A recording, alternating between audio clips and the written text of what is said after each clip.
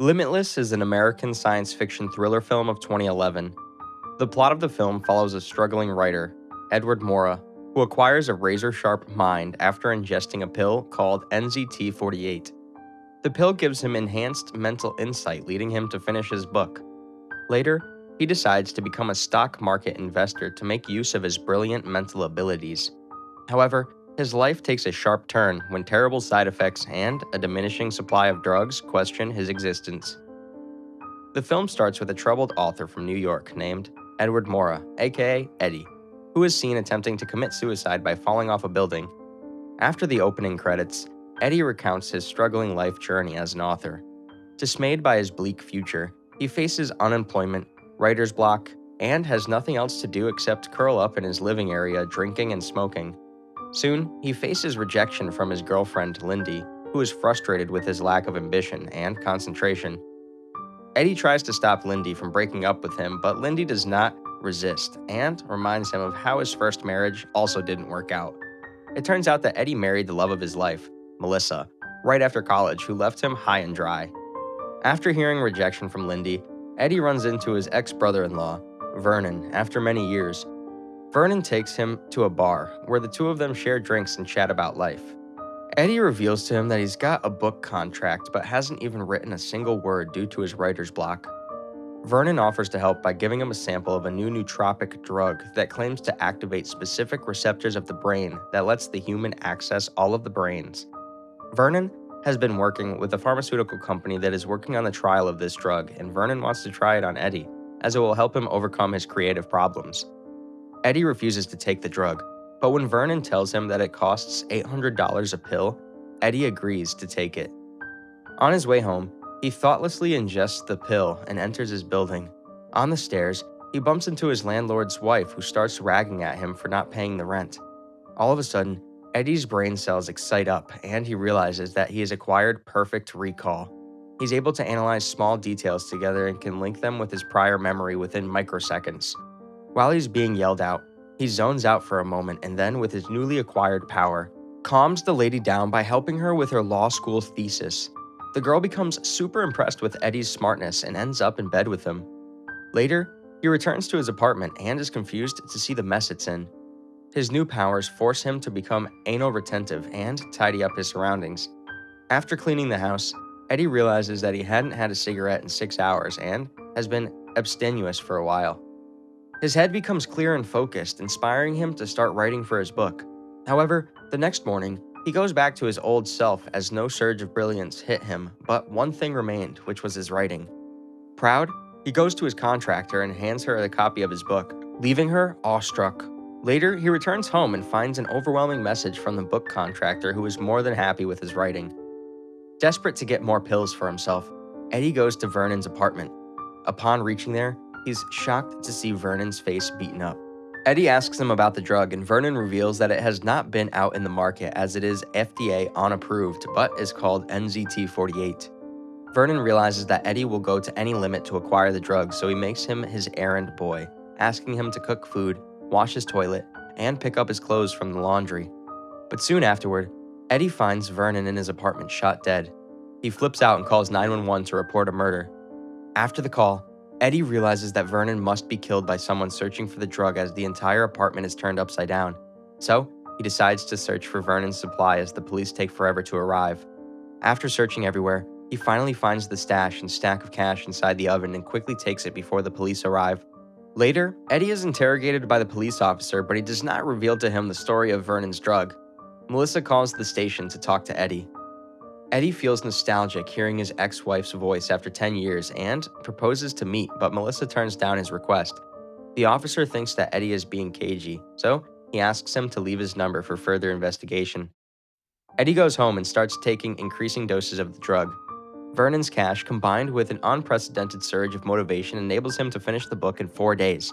He starts using his razor-sharp mind to learn piano, count cards, and learn new languages. Girls start hitting on him due to his vast knowledge, as he starts to know everything about everything. His brain just starts pouring out everything he had ever read, heard, or seen. He starts expanding his circle and makes new friends who invite him to a beach party. While enjoying himself with his friends, Eddie gets an epiphany and starts investing in the stock market. However, he faces capital deficiency, so he meets up with Gennady, a loan shark, to get a loan. Soon, he's hired by his friend, Kevin, at a trading firm. By the end of the first week at his job, his brokerage account contains over $2 million, driving the entire firm crazy. He then gets back with Lindy, who is surprised to see the new and enhanced Eddie rising to the top of the financial world. In the restaurant, stoked on the untested chemical, Eddie converses with the waitress in the Italian language, leaving Lindy awestruck. Along with Eddie's bank account, his relationship with Lindy also starts flourishing. Soon, Eddie notices that he's being followed by a guy who wears a trench coat, but Eddie ignores him. Amidst the chaos, Eddie starts experiencing the side effects of the drug and finds himself zoned out. Soon, his phenomenal skills land him a meeting with finance tycoon Carl Van Loon, who tests him by seeking advice on a merger with Hank Atwood's company that he is contemplating. Witnessing Carl's never-ending knowledge, Carl intends to use him to make a fortune and gives him a day to work out a deal for him. After the meeting, Eddie feels excited, and instead of walking to his home, he ends up at a bar. He drinks excessively and gets laid with a random girl in a hotel room. Later, he picks a fight with a bunch of random people, implementing the actions he once saw in a fighting movie. It turns out that Eddie was experiencing a time skip, and when he finally comes back to his senses, he realizes that he has an 18-hour loss of memory. The next day, he wakes up and remembers that he has to study Van's file to make a deal. However, this time he decides to give it a shot without ingesting the drug. Before the meeting, Eddie loses his wits and calls Kevin to postpone the meeting, but Kevin forces him to take the meeting as it is his only chance to impress Van. Dazed, Eddie goes to attend the meeting where he sees a news telecast that a woman has been murdered in her hotel room. He quickly recognizes her as the woman he slept with during his time skip. Petrified, he walks out of the meeting and throws up. He returns home only to find out, through his ex-wife's voicemail, that Vernon's drug is life-threatening. Eddie insists on meeting her, and Melissa finally agrees to meet him. Later, Eddie decides to contact Vernon's other clients who have been taking the drug and discovers that they are either dead or sick. Just then, Eddie again sees the man in the trench coat following him, and so he runs away to evade him. He then goes to a diner to meet Melissa and is shocked to see her miserable condition.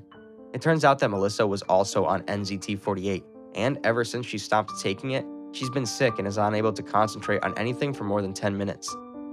Eddie is devastated to hear Melissa's story after he realizes that he has also started having headaches. On his way back home, Gennady runs into him and smacks him against the wall for not returning the loan. Gennady then finds the drug on Eddie and consumes it without giving it a second thought.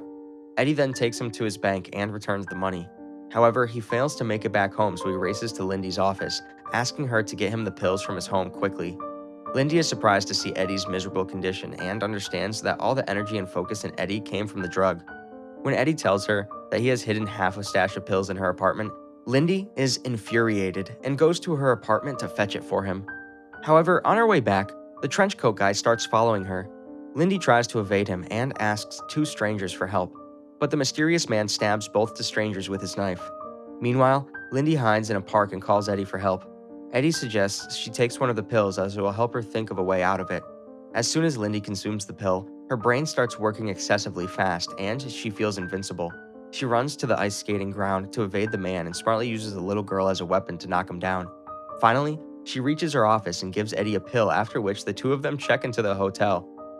The next morning, Lindy tells Eddie she cannot be with him while he is on the drug. Eddie tries to assure her that the drug will help them reach the heights that they've always wanted, but Lindy realizes that after consuming the drug, the person does not feel himself. Without listening to Eddie, she walks out of the hotel. Soon Eddie finds Gennady chasing him for more pills, so he sells him a few of them to buy some time. He hires two bodyguards to protect him from Gennady, who is threatening to obtain more drugs, and then goes to Van to make amends. Soon, he goes back to being his old genius self, stocked up with the pills.